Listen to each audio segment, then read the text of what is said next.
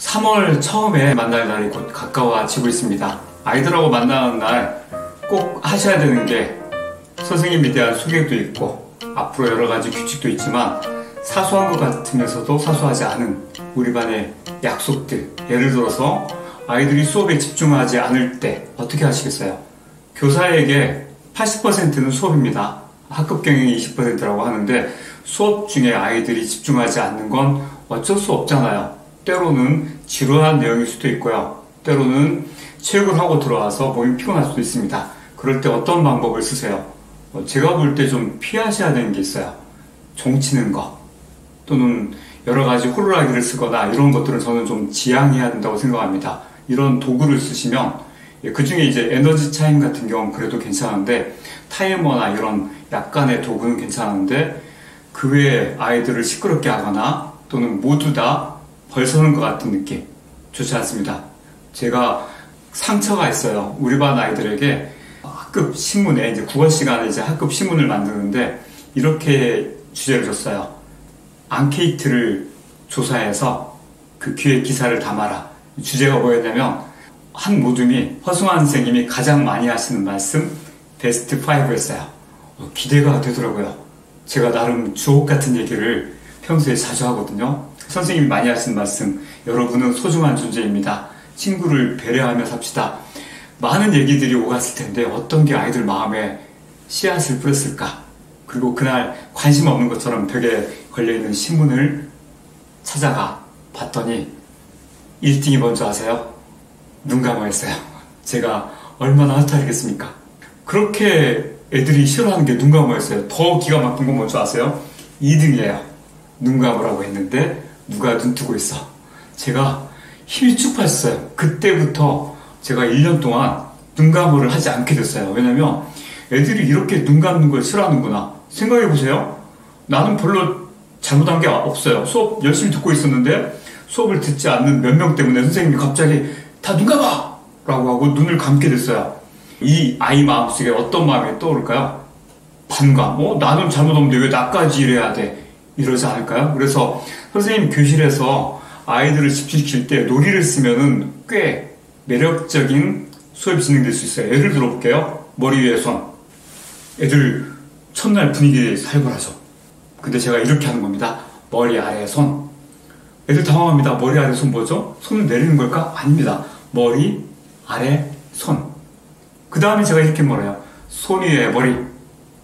헷갈리죠? 손 위에 머리. 그때 약간의 페이크를 쳐요. 제가 잃어버리거든요. 그럼 애들은 저를 따라서 올라와 버려요. 그런데 손 위에 머리가 뭐예요? 이거죠. 손 위에 머리. 머리 아래 손. 제가 반대로 왔다 갔다 하는 거 아시겠죠? 마지막에는 무릎 위에 손으로. 아이들 처음에는 선생님이 살벌한 분위기에서 막 머리 위에 손하고 뭔가 좀 우리가 잘못했나라고 생각했는데 놀이로 바꿔버리니까 마음이 풀려요. 이런 것들이 되게 많아요. 그래서 교실에서 어떻게 하는 방법이 있을까? 같은 집중 방법 또는 같이 시키는 거라도 놀이로 바꾸면 좋겠다. 그래서 그 중에 오늘은 특별한 방법, 공주 3종 세트 한번 보실래요? 우리 반 아이들이 먼저 여러 가지 활동을 끝내고 떠들고 있을 때 자기 활동 끝내서 막 돌아다니려고 그래요. 그럴 때 제가 쓰는 방법이 이겁니다. 하나, 둘, 셋 꼭 예령을 해요. 갑자기 해버리면은 아이들이 당황하고 또 못 들어요. 그래서 아이들이 모두 들을 준비를, 마음의 준비를 할 수 있도록 저는 하나, 둘, 셋, 인어공주라고 외칩니다. 인어공주는 뭘까요? 어떤 걸까요? 힌트를 좀 드릴까요? 인어공주는 마녀에게 이걸 얻고 이걸 빼앗겨요. 그렇죠. 두 다리를 얻고 목소리를 빼앗겨요. 교실에서 활동을 다 한 아이들, 제가 하나, 둘, 셋, 인어공주라고 말하면 돌아다니면서 자기가 하고 싶은 걸 해도 돼요.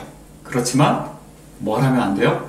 두 다리를 얻었지만 목소리를 빼앗겼으니까 말을 하면 안 돼요. 말을 하면 무조건 자기 자리로 들어가서 앉아가지고 다시는 일어나지 못해요. 그러다가 제가 중간에 꼭 수업 끝날 때쯤 하는 게 있습니다. 집에 가기 전에 꼭 하는 거.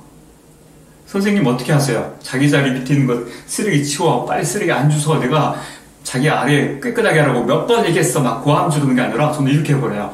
하나, 둘, 셋. 신데렐라. 신데렐라가 뭘까요? 원어상에서 신데렐라는 재투성이 아가씨라는 뜻이에요. 그래서 제가 신데렐라라고 말하면 우리 반 아이들은 그 자리에서 무조건 의자에서 내려서 바닥으로 내려가야 돼요. 의자에 앉아있으면 안 돼요. 의자에서 내려가서 바닥으로 내려가요. 그걸 끝나진 않아요. 재투성이 소녀, 그리고 하지 않아요. 그래서 청소를 해야 돼요. 바닥에 있는 자기 책상 위나 아래에 있는 쓰레기를 10개만 주교로. 교실에서의 청소는요, 내 자리만 확실하게 청소를 하면 당번이 할 일이 거의 없잖아요. 저도 이제 매일 당번들이 이제 매주마다 돌아가면서 청소를 하는데 이 당번들하고 저는 같이 청소를 합니다. 그런데 당번이 4명이라면요, 저도 아이들하고 같이 해요. 그때 기본 자리를 위랑 아래를 본인이 책임지게 해놓으면요, 당번들은 책상 줄을 맞추거나 앞이나 뒤 사이만 정리하면 금방 끝날 수 있잖아요. 그래서 저는 아이들하고 청소하기 전에, 애들이 집에 가기 전에 항상 하나, 둘, 셋, 신데렐라 라고 말합니다. 그리고 아이들은 바닥에 내려가서 쓰레기를 여기저기 있는 걸 10개를 주어서 저한테 가져오면 만약에 제가 확인하고 쓰레기통에 버린 후에는 집에 갈 수 있도록 합니다. 다만 좀 조심할 수 있겠습니다. 이걸 처음 해봤더니 이놈들이요, 쓰레기를 만들어요. 세상에 A4 용지를 10조각을 빼가지고 나눠서 버리고 주는 데도 다 있더라고요. 그래서 선생님이 이런 사소한 것도 좀 얘기를 해주시면요, 교실에서 딱 내 자리 위 아래를 내가 책임진다는 생각, 그리고 신데렐라라고 했을 때 이미 내 자리가 깨끗하다면 이런 아이들은 선생님 정말 할 게 없어요 라고 하고 저를 불러서 확인받으면 되거든요. 이게 신데렐라입니다. 마지막 하나 공주 뭘까요?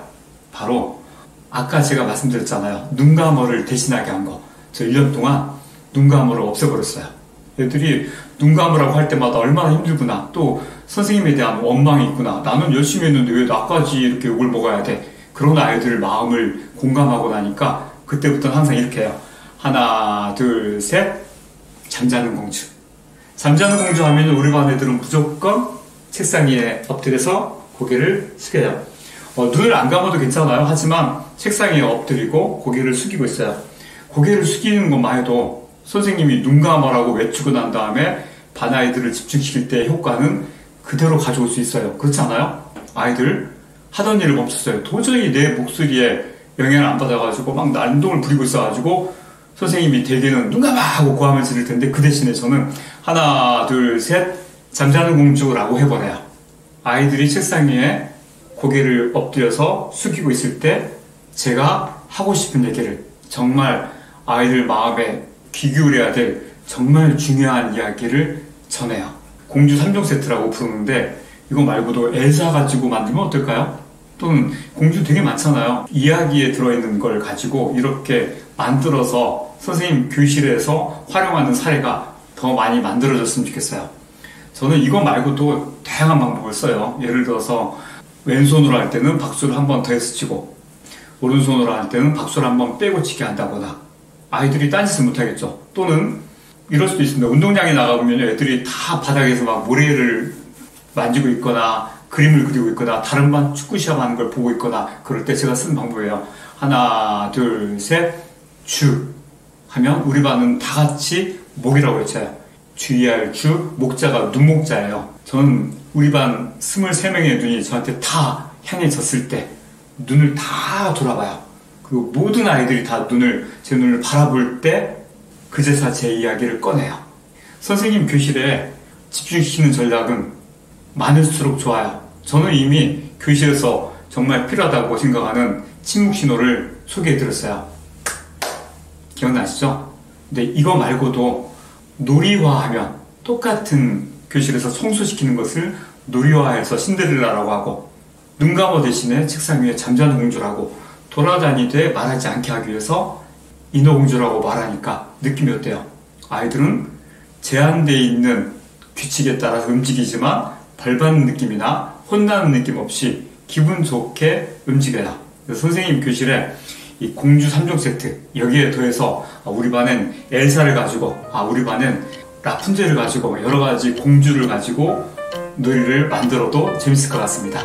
선생님 교실에서도 아이들 처음 만났을 때 이 아름다운 공주로 아이들의 마음을 나긋나긋하게 녹여주면서 즐겁게 시작하셨으면 좋겠습니다.